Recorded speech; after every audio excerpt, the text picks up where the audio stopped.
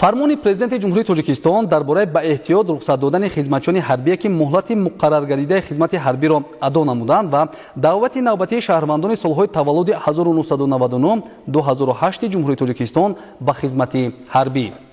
мутобиқи моддаи 7 қонуни ҷумҳурии тоҷикистон дар бораи мудофиа фармон медиҳам.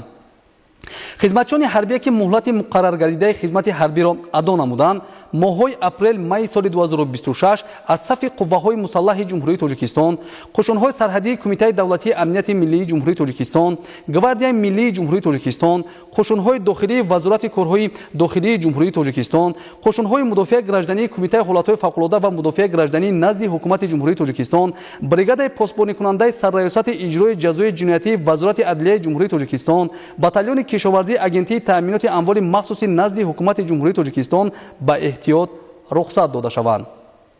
моҳҳои апрел-майи соли 2026 шаҳрвандони ҷинси марди аз 18 то 27 сола ки то рӯзи даъват ҳуқуқи ба таъхир андохтани муҳлати даъват ё озод будан аз даъват ба хизмати ҳарбиро надоранд, барои хизмат ба сафи қувваҳои мусаллаҳи ҷумҳурии тоҷикистон, қушунҳои сарҳадии кумитаи давлатии амнияти миллии ҷумҳурии тоҷикистон, гвардияи миллии ҷумҳурии тоҷикистон, қушунҳои дохилии вазорати корҳои дохилии ҷумҳурии тоҷикистон, қушунҳои мудофиаи граждании кумитаи ҳолатҳои фавқулода ва мудофиаи гражданӣ назди ҳукумати ҷумҳурии тоҷикистон, бригадаи постбоникунандаи сарраёсати иҷрои ҷазои ҷиноятии вазорати адлияи ҷумҳурии тоҷикистон, батальони кишоварзии агентии таъминоти амволи махсуси назди ҳукумати ҷумҳурии тоҷикистон даъват карда шаванд. вазорати мудофиаи ҷумҳурии тоҷикистон, раисони комиссияҳои даъватии вилояти мухтори кӯҳистони Бадахшон, вилоятҳо, шаҳри Душанбе ва шаҳру ноҳияҳо бо иштироки намояндагони мақомоти амният ва корҳои дохилӣ даъвати шаҳрвандонро аз ҳисоби интихоби дақиқи даъватшавандагон ба қушунҳои сарҳадӣ,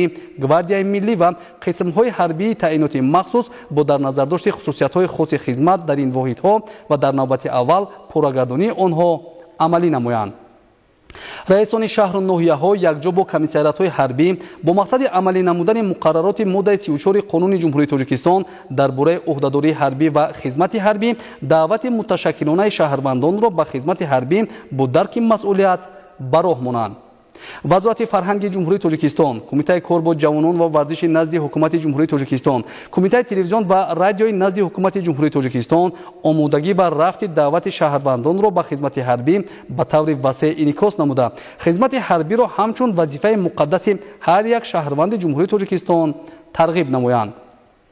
вазорати тандурустӣ ва ҳифзи иҷтимоии аҳолии ҷумҳурии тоҷикистон барои муоинаи назоратии тиббии даъватшавандагоне ки аз ҷониби комиссияҳои даъватии вилояти мухтори кӯҳистони Бадахшон, вилоятҳо, шаҳри Душанбе, шаҳр ва ноҳияҳо даъват шуданд, табибону мутахассисони бо таҷрибаро сафарбар кунанд. президенти ҷумҳурии тоҷикистон Эмомалӣ Раҳмон, шаҳри Душанбе, 28 феврали соли 2026.